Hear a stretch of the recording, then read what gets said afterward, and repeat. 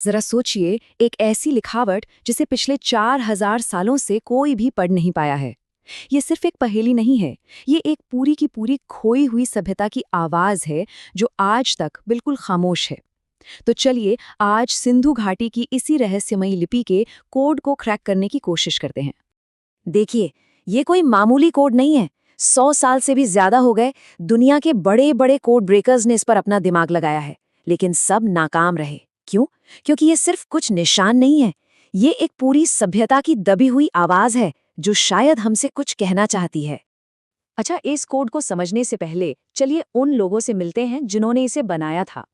हम बात कर रहे हैं सिंधु घाटी सभ्यता की। आज से लगभग 4500 साल पहले की बात है, जब दुनिया के कई हिस्सों में शहर बसने शुरू ही हुए थे।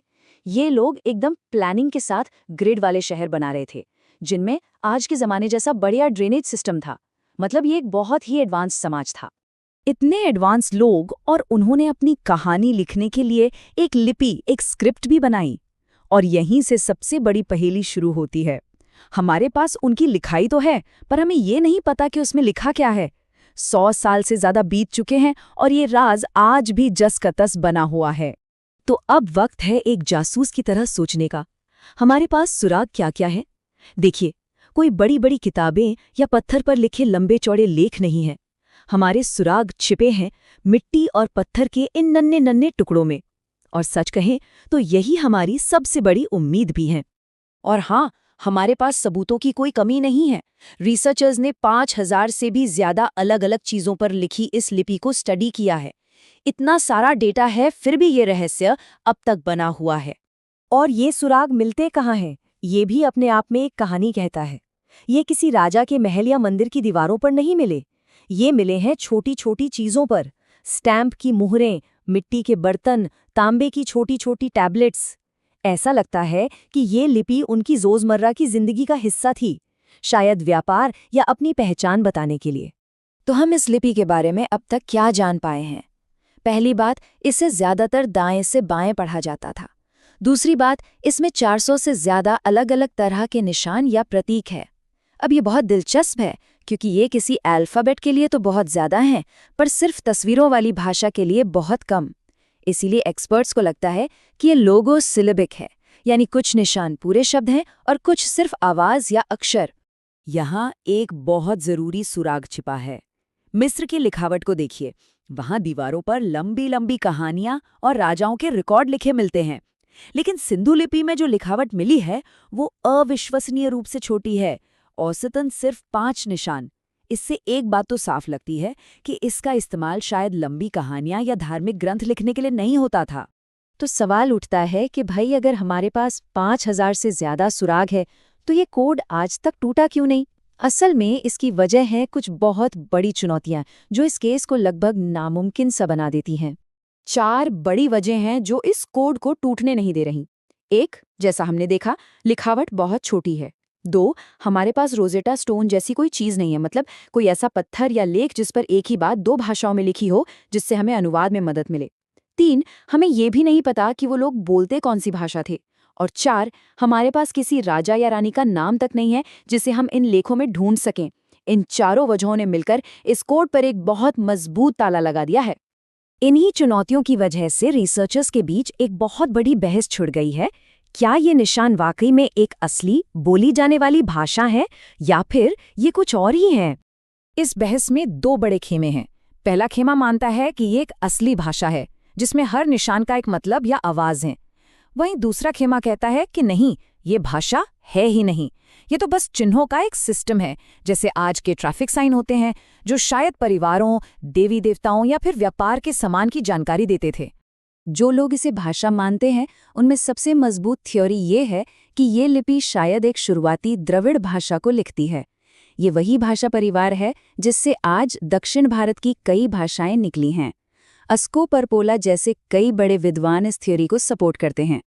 अब द्रविड़ थ्योरी के सपोर्टर्स एक बहुत ही चालाक तरीके का इस्तेमाल करते हैं, जिसे कहते हैं रिबस सिद्धांत। ये एक तरह का शब्द खेल है जहां आप किसी शब्द की आवाज को दिखाने के लिए एक तस्वीर का इस्तेमाल करते हैं, भले ही उस तस्वीर का मतलब कुछ और हो। और द्रविड़ थ्योरी का सबसे बड़ा सबूत शायद इसी एक शब्द में छिपा है, मीन।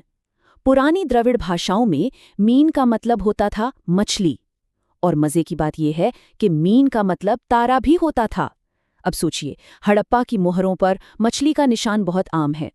तो क्या वो सच में मछली की बात कर रहे थे, या फिर वो मीन की ध्वनि का इस्तेमाल करके तारे या किसी देवता की ओर इशारा कर रहे थे? ये एक कमाल का सुराग हो सकता है। लेकिन जो लोग इसे भाषा नहीं मानते, उनके तर्क भी काफी मजबूत हैं। उनका कहना है कि ये लिखावट बहुत छोटी है, इसमें बहुत सारे ऐसे निशान हैं जो सिर्फ एक ही बार आए हैं, और इसमें वो दोहराव नहीं है जो किसी भी भाषा में होता है। हो सकता है ये सिर्फ व्यापारियों के निशान हों, जो अपने सामान पर लगाते थे। चलिए, अब एक बिल्कुल अलग नजरिए से सोचते हैं। क्या ऐसा हो सकता है कि हम इस लिपि को समझने के लिए गलत सवाल पूछ रहे हों? क्या ऐसा हो सकता है कि इस कोड की चाबी खुद सिंधु समाज की बनावट में ही छिपी हो? ये हमें एक बहुत ही दिलचस्प सवाल की तरफ ले जाता है।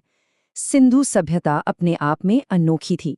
मिस्र या मेसोपोटामिया की तरह उनके पास बड़े बड़े महल, आलीशान मंदिर या किसी एक राजा के होने के साफ सबूत नहीं मिलते। तो क्या हो अगर उनकी लिखावट भी उतनी ही अलग हो?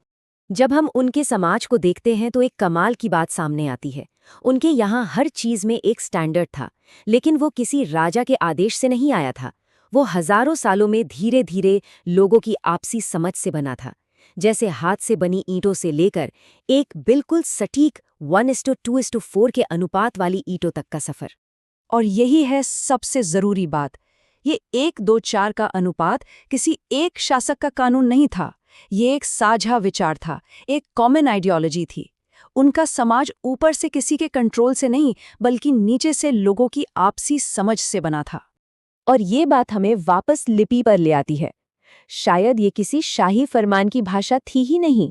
शायद ये व्यापारियों, कारीगरों और समाज के लीडर्स का एक टूल था, जिससे वो एक ऐसे कॉम्प्लेक्स समाज को चलाते थे जो ताकत पर नहीं, बल्कि आपसी विश्वास और व्यापार पर बना था। और यही सवाल इस 4000 साल पुरानी पहेली को इतना ज्यादा रोमांचक बना देता है। अगर कभी ये कोड टूट गया तो हमें क्या मिलेगा? राजाओं और जंगों की कहानियां, या फिर एक ऐसे समाज की तस्वीर जो ताकत से नहीं, बल्कि आपसी भरोसे और व्यापार से चलता था? इसका जवाब फिलहाल इतिहास के पन्नों में ही बंद है।